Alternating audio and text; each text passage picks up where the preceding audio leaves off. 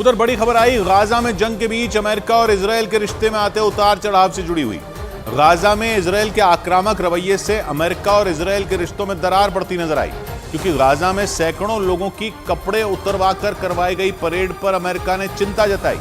अमेरिकी सरकार ने बयान दिया कि इन तस्वीरों ने उसे विचलित कर दिया है और वो इस मामले में और जानकारी जुटा रहा है। एक दिन पहले ही इजरायल ने इस मामले पर बयान दिया था।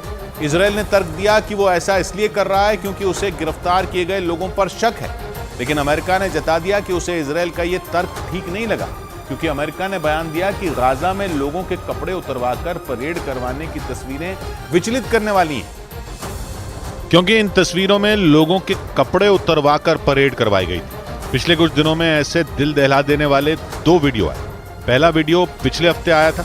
उस वीडियो को जैसे ही सोशल मीडिया पर शेयर किया गया, बवाल मच गया था, क्योंकि बहुत सारे लोगों को आधे कपड़ों में सड़क पर बैठा दिया गया था। कुछ लोग तो बिना कपड़ों के भेड़ बकरियों की तरह एक ट्रक में भर दिए गए थे।